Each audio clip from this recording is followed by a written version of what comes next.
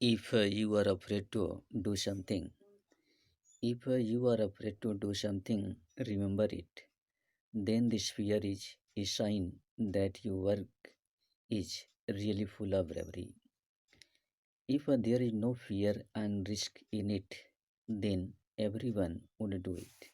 जी हाँ, यदि किसी काम को करने में डर लगे तो याद रखिए, तो यह डर संकेत है कि आपका काम वाकई में बहादुरी से भरा हुआ है। अगर इसमें डर व रिस्क नहीं होता तो हर कोई इसे कर लेता। Yes my dears, you are the most welcome over here at Charisma Study Zone. I am Rakesh Singh. In this video, we have to study and practice on English literature and the next part. Now let's go and start it. The first question is, who set up first printing press? Who set up first printing press? यानी first printing press को किसने स्थापित किया? तो friends इसका right option होगा option number E, Caxton. यानी Caxton set up first printing press. Now the next sentence, the concept of the sublime and the beautiful related to. जो यहाँ कॉन्सेप्ट दिया गया है the sublime and the beautiful concept, यह किससे related है? तो इसका राइट आंसर है Longinus. Option number C right होगा, लॉन्जीनस। यानी the concept of the sublime and the beautiful related to Longinus. Right option, option number C. Now the next sentence, the title of Nigerian novelist. The title of Nigerian novelist Acheb's work.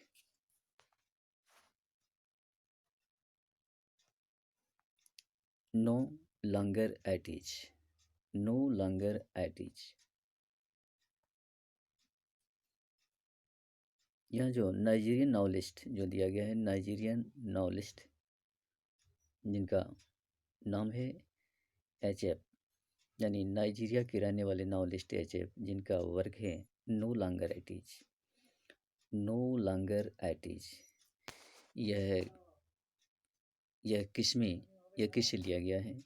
Friends आपको बताना है right option. No longer at ease यह किससे लिया गया है? तो इसका राइट आंसर होगा the journey of Magi. Option number B, the journey of मेजाई।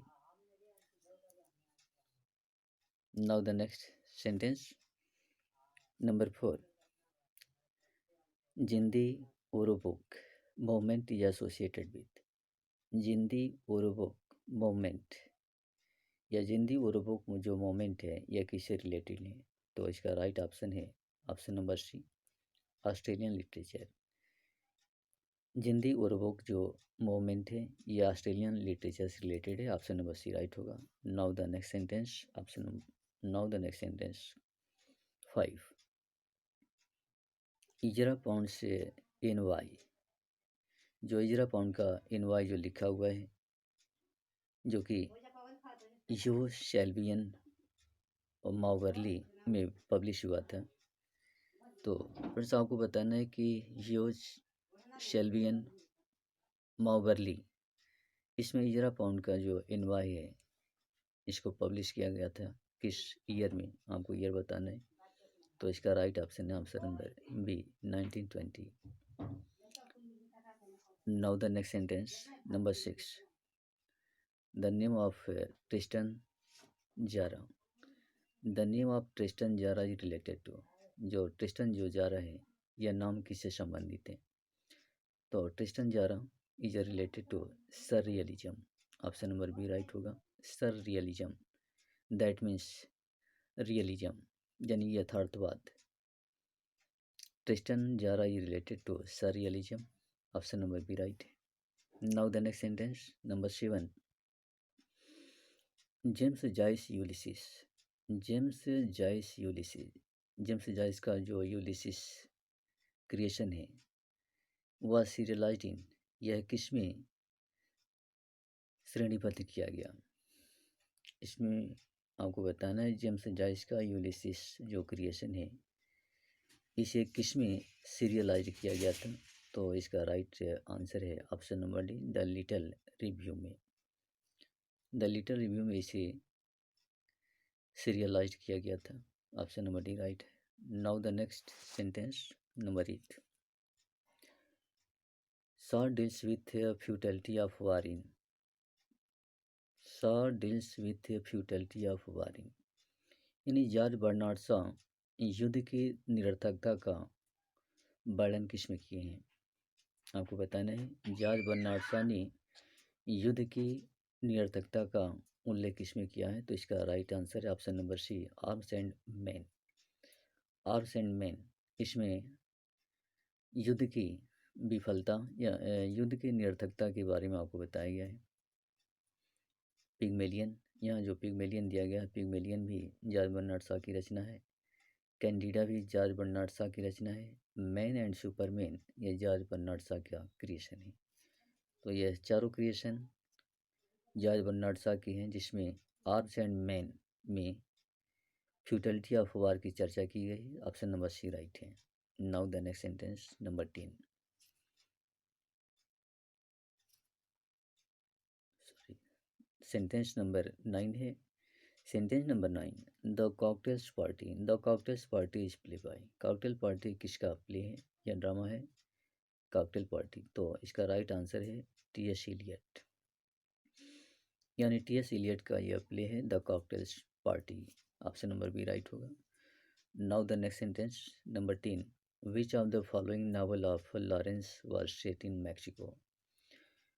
Which of the following novel of Lawrence, यानी लॉरेंस की वह कौन सा नावल है जो मैक्सिको में सेट इन मैक्सिको में सेट है? तो इसका right answer option number A, plumed serpent. जो प्लूम डे सर्पेंट इन्होंने नावल जो लिखा हुआ इसका सेटिंग मैक्सिको में किया गया है। तो ऑप्शन नंबर ए राइट होगा। एक्स्ट्रा फैक्ट हम देखते हैं। एक्स्ट्रा फैक्ट यहाँ पर द वाइट पिकॉक जो दिया गया वाइट पिकॉक, तो वाइट पिकॉक यह डी.एच. लॉरेंस की रचना है। लेडी चैटरली लवर यह भी डी.एच. लॉरेंस की रचना है। Sons and lovers D H. Lawrence की रचना है। Now the next sentence number 11, a maiden queen that shone as a Titan sea. A maiden queen that shone as a Titan sea in a glistening gold and peerless precious stone। आपको बताना है जो यह है line आई है, दी line अकर इन Edmund Spenser.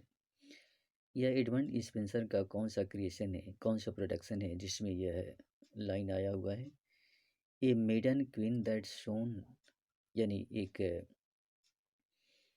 अविवाहित महिला, एक अविवाहित महारानी जो कि उस तरह से चमकी, दैज टाइटन से in glistening gold and peerless precious stone, जिस तरह से टाइटन चमकते हुए सोना में या फिर बहुमूल्य कीमती पत्थर में। तो आपको राइट ऑप्शन बताना है एडमंड स्पेंसर का वह कौन सा क्रिएशन है जिसमें ये लाइन आई हुई है। तो इसका राइट आंसर है option number B, the fairy queen. Fairy queen जो कि एडमंड स्पेंसर का ही लिखा हुआ है। इसमें द शेफर्ड कैलेंडर जो दिया गया, शेफर्ड्स कैलेंडर भी एडमंड स्पेंसर का लिखा हुआ है। एपिथालमियन जिसका मतलब मैरिमोनियल सॉन्ग होता है, मैट्रिमोनियल सॉन्ग होता है, तो यह भी एडमंड स्पेंसर का लिखा हुआ है। Now the next sentence number 12 दिया गया है, W.H. Hudson statement. W.H. Hudson statement essentially the poet of the people, essentially the poet of the people applies to। W.H. Hudson का जो स्टेटमेंट है essentially the poet of the people, यानी लोगों का जरूरी कवि या लोगों का महत्वपूर्ण कवि, लोगों का महत्वपूर्ण कवि W.H. हडसन ने किसके लिए अप्लाई किया है? तो इसका राइट आंसर है option number D, William Langland. William Langland, यानी W.H. हडसन ने essentially the poet of the people, यह विलियम लैंगलैंड के लिए अप्लाई किया है। ऑप्शन नंबर डी राइट होगा। Now the next sentence number 13। Sir Philip Sidney's the defence of poesy was published in. Sir Philip Sidney Sir Philip Sidney का जो the defence of पोएजी है was published इन, यह किस year में publish हुआ था आपको बताना है। द डिफेंस ऑफ पोएजी जो कि सर फिलिप सिडनी का यह क्रिएशन है और इसका पब्लिकेशन हुआ था 1595। ऑप्शन नंबर बी राइट होगा 1595। Now the next sentence number 14। Philip Sidney's the defence of poesy is a prose essay which answered. यह जो क्रिएशन है द डिफेंस ऑफ पोएजी जो फिलिप सिडनी का है, यह एक प्रोज एसे है, यह प्रोज में लिखा हुआ एसे है। तो यह विच आंसर आपको जवाब देना है। विच आंसर्ड, यह किसने जवाब दिया। तो इसका राइट आंसर होगा option number C, Sir Thomas More के यूटोपिया को। यानी सर थॉमस मूर का जो यूटोपिया लिखा हुआ है, सर थॉमस मूर के यूटोपिया के जवाब में फिलिप सिडनी ने द डिफेंस ऑफ पोएजी को प्रोज एसे के रूप में लिखा था। तो ऑप्शन नंबर सी राइट होगा। Now the next sentence number 15। Why is war of roses known by that name. आपको बताना है why is war of roses known by that name, यानी वार ऑफ रोजेज को वार ऑफ रोजेज के रूप में क्यों जाना जाता है। तो इसका राइट आंसर है option number C, the rose was the national flower of England. यानी वह रोज जो कि इंग्लैंड का नेशनल फ्लावर था, इसीलिए वार ऑफ रोजेज के रूप में इसको जाना जाता है। वार ऑफ रोजेज जिसकी घटना 1455 से 1485 के बीच में हुआ था। तो ऑप्शन नंबर सी यहाँ पर राइट है। Now the next sentence number 16। Calvin was आपको बताना है काल्विन कौन था। तो Calvin was a French reformer, यानी फ्रांस का समाज सुधारक था काल्विन। तो ऑप्शन नंबर सी राइट होगा। Now the next sentence number 17। Thomas More's Utopia was published in. Thomas More का लिखा हुआ जो यूटोपिया क्रिएशन है, इसका पब्लिकेशन किस ईयर में किया गया था। तो right option option number C 1551 में, 1551 में। Now the next sentence number 18। Which of the following is described as the Renaissance. निम्न में से वह कौन सा है जिसका विवरण द रिनेशा के रूप में किया गया है। द रिनेशा, तो इसका राइट आंसर है ऑप्शन नंबर डी, यूटोपिया। यानी यूटोपिया का डिस्क्रिप्शन किया गया है द रिनेशा के रूप में। ऑप्शन नंबर डी राइट होगा। Now the next sentence number 19। Arnold wrote with him is born our real poetry. Matthew Arnold का जो स्टेटमेंट है with him is born our real poetry, यानी उनसे ही हमारी वास्तविक पोएट्री का उद्भव हुआ है। क्वेश्चन किया जा रहा है कि who does him refer to. यहाँ पर हिम जो आया हुआ है हिम, यह किसके लिए रिफर हो रहा है। तो मैथ्यू आर्नोल्ड ने हिम यह रिफर किया है चौसर के लिए। यहाँ पर ऑप्शन नंबर डी राइट हो जाएगा, चौसर। और with him is born our real poetry, उनसे ही हमारी रियल पोट्री का उद्भव हुआ है। ऑप्शन नंबर डी राइट हो जाएगा। Now the next sentence number 20 दिया गया है। Spenser wrote a preface to the fairy Queene in a form of letter. Herbert Spencer ने जो द फेयरी क्वीन का जो प्रीफेस लिखा हुआ है, जो कि in the form of letter, एक लेटर के रूप में लिखा है। क्वेश्चन किया जा रहा है कि who this letter address to, यह लेटर किसके लिए एड्रेस किया गया है, यह लेटर का संबोधन किसके लिए है। तो इसका राइट आंसर है ऑप्शन नंबर ए, sir Walter rally. Sir Walter rally के लिए यह एड्रेशन है। जिसे स्पेंसर ने द फेयरी क्वीन के प्रीफेस के रूप में लिखा, और यह एक फॉर्म ऑफ लेटर के रूप में है, लेटर का रूप है यह। तो यहाँ ऑप्शन नंबर ए राइट होगा। Now the next sentence number 21, the character uncle Scrooge. Uncle Scrooge जो कैरेक्टर है, आपको बताना है यह किस क्रिएशन या प्रोडक्शन में आया हुआ है। तो यहाँ राइट आंसर है ए, क्रिसमस कैरोल। एक क्रिसमस कैरोल में आया हुआ कैरेक्टर है Uncle Scrooge. Option number B right होगा। Now the next sentence number 22, which of Keats' poem is influenced by Paradise Lost। आपको बताना है which of Keats poem, John Keats का वो कौन सा पोएम है जो पैराडाइज लॉस्ट से प्रभावित हुआ है। यानी जॉन मिल्टन का जो लिखा हुआ पैराडाइज लॉस्ट 12 किताबों के रूप में, तो पैराडाइज लॉस्ट से जॉन किट्स का कौन सा पोएम प्रभावित है। तो इसका राइट आंसर है ऑप्शन नंबर ए, हाइपीरियन। ऑप्शन नंबर ए राइट हो जाएगा, हाइपीरियन।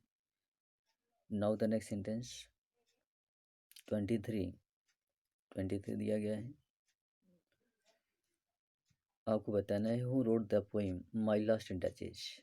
यहाँ जो पोइम आया हुआ है माई लास्ट डचेज, माई लास्ट डचेज, यह पोइम किसका है आपको बताना है। तो फ्रेंड्स इसका right answer option number D, Robert Browning. यानी My Last Duchess is written by Robert Browning. तो ऑप्शन नंबर डी राइट हो जाएगा। Now the next sentence 24, the title Vanity Fair. The title Vanity Fair is a based on. जो यहाँ vanity fair जो title दिया गया है, Vanity fair जो टाइटल है यह किस पर आधारित है। तो इसका राइट आंसर है बनियंस पिलग्रिम्स प्रोग्रेस। यानी रॉबर्ट बनियन का जो पिलग्रिम्स प्रोग्रेस है इस पर आधारित है Vanity Fair. Option number B right हो जाएगा, ऑप्शन नंबर डी राइट होगा। Now the next sentence 25, besides Pepys and besides Pepys and Evelyn. Besides Pepys and Evelyn, यानी पेपिज और एवलिन के अतिरिक्त who is was one of the diary letter and memoir writer. Pepys और Evelyn को छोड़कर वह कौन सा व्यक्ति था जो डायरी लेटर और मेमोयर का राइटर था। डायरी लेटर एंड मेमोयर का राइटर पेपिस एंड एवलिन या तो डायरी लेटर और मेमोयर में शामिल थे ही, लेकिन इनके अतिरिक्त आपको बताना है कि वह कौन सा अगला राइटर था। तो इसका राइट आंसर है option number B, Fanny Burney. Fanny Burney. Now the next sentence 26, in which novel does Heathcliff appear. In which novel does Heathcliff appear. Heathcliff जो यहाँ कैरेक्टर दिया गया हीथक्लिफ, यह किस नावल में आया हुआ है आपको बताना है। तो इसका right answer option number B, Wuthering Heights. Wuthering Heights, इसमें हीथक्लिफ कैरेक्टर आया हुआ है, नंबर बी राइट होगा। Now the next sentence 27, which of the following plays of Shakespeare according to T S. Eliot is artistic failure. आपको बताना है कि which of the following plays of Shakespeare, Shakespeare का वह कौन सा प्ले है according to T S. Eliot is artistic failure. T S. Eliot के अनुसार यह आर्टिस्टिक फेलियर है। यानी शेक्सपियर का वह आपको प्ले बताना है जो टी.एस. एलियट के अनुसार आर्टिस्टिक फेलियर है। तो इसका राइट आंसर है option number D, Hamlet. Hamlet. Now the next sentence 28, W.B. Yeats used the phrase artifice of eternity। The artifice of eternity, यह जो फ्रेज है जो W.B. Yeats के द्वारा यूज किया गया है, यह है उनके किस पोएम में आया हुआ है आपको बताना है। द आर्टिफिस ऑफ इटर्निटी, यह जो फ्रेज है वह डब्ल्यू बीट्स के सेलिंग टू बिजेंटियम से है, sailing to Byzantium. The second coming भी डब्ल्यू बीट्स का लिखा हुआ है। लीडा एंड स्वान, यह भी डब्ल्यू बीट का क्रिएशन है। तो द आर्टिफिस ऑफ इटर्निटी जो फ्रेज है वह डब्ल्यू बीट्स के सेलिंग टू बिजेंटियम में आया हुआ है। ऑप्शन नंबर ए राइट होगा। Now the next 29, identify the character who is supporter of women's rights in Sons and Lover. Identify the character who is supporter of women's rights in Sons and Lover. Sons and Lover, ये जो creation है Sons and Lover, इसमें जो है कि आपको बताना है इस supporter of women's rights. Supporter of women right कौन है? जो स्त्री अधिकारों का समर्थन करता है। तो इसका राइट आंसर है Mrs Morel. Mrs Morel is a supporter of women's rights in Sons and Lovers. Sons and Lover जो कि डी.एच. लॉरेंस का लिखा हुआ है। Sons and Lover D H. Lawrence का यह क्रिएशन है। ऑप्शन नंबर ए राइट हो जाएगा। Now the next 30, which book of John Ruskin influenced Mahatma Gandhi. John Ruskin का वो कौन सा बुक है जिसने महात्मा गांधी को प्रभावित किया था? तो इसका right answer option number C, unto this last. Unto this last इसने महात्मा गांधी को प्रभावित किया। तो ऑप्शन नंबर सी राइट हो जाएगा। नंबर ए जो दिया गया है सेसमी एंड लिलीज, ये जॉन रस्किन का लिखा हुआ है। सेवन लैम्प्स ऑफ आर्किटेक्चर, ये भी जॉन रस्किन का रचना है। फॉर्स क्लाविकेरा, ये भी जॉन रस्किन का रचना है। लेकिन अनटू दिस लास्ट जिसने महात्मा गांधी को प्रभावित किया। नाउ द नेक्स्ट सेंटेंस 31,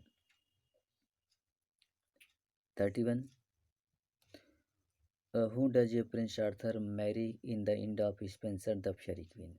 आपको बताना है who does prince Arthur marry in the end in Spenser Faerie Queene. Herbert Spencer का जो द फेयरी क्वीन जो वर्क है, इस वर्क के अंत में प्रिंस आर्थर किससे विवाह करता है? आपको बताना है प्रिंस आर्थर किससे मैरिज करता है? हर्बर्ट स्पेंसर के फेयरी क्वीन में लास्ट में। तो इसका राइट आंसर है ऑप्शन नंबर बी, ग्लोरियाना। यानी Prince Arthur got married to Gloriana in the end in Spenser's the fairy Queene. Option number B right हो जाएगा। Now the next sentence 32, in the fairy Queene Elizabeth is allegorised through the character of. Faerie Queene में Elizabeth is allegorised through the character of, यानी Elizabeth का उपमा किस character से दिया गया है? तो इसका राइट आंसर है ग्लोरियाना। एलिजाबेथ की उपमा ग्लोरियाना से की गई है। तो ऑप्शन नंबर सी राइट हो जाएगा। Now the next 33, whom did Spencer commemorate in the LG Astrophel? Whom did Spencer commemorate in the LG Astrophel? जो यहाँ पर LG Astrophel है, LG that means the song of death. Herbert Spencer का जो एस्ट्रोफेल है, इसमें आपको बताना है कि किसके विषय में यह एलजी लिखी गई है। तो इसका राइट आंसर है सर फिलिप सिडनी। यानी हर्बर्ट स्पेंसर जो कि सर फिलिप सिडनी को याद करते हुए यह एलजी लिखते हैं Astrophel. Option number C right हो जाएगा। Now the next 34, who sings the song tell me where is fancy bred. Who sings the song tell me where is fancy bred. मुझे बताओ कि सुंदरता का जन्म कहाँ हुआ है? Tell me where is fancy bred in Shakespeare's the Merchant of Venice. Shakespeare का जो यह ड्रामा है द मर्चेंट ऑफ वेनिस, इसमें आपको बताना है कि जो स्टेटमेंट यहाँ पर आ रहा है tell me where is fancy bred, इस गीत को कौन गाता है? तो इस गीत को गाने वाला है option number C, Bassanio. Bassanio Sing the song Tell Me Where is Fancy Bread in a Shakespeare's The Merchant of Venice. Option number C right होगा. Now the last sentence 35. In which Shakespearean comedy the song Sigh No More Ladies. आपको बताना है कि इन विच Shakespearean comedy, Shakespeare का वह कौन सा comedy है जिसमें यह सॉन्ग आया हुआ है साई नो मार लेडीज. साई नो मार लेडीज आपको बताना है साई नो मार लेडीज. तो ये इसका राइट आंसर है ऑप्शन नंबर बी, मच आडू अबाउट नथिंग. मच आडू अबाउट नथिंग. तो इसमें जो है कि ये आया हुआ है. तो friends, these are the questions of this video. How if you like this video, please comment and subscribe my channel. At last, see you in the next video. Bye. See you.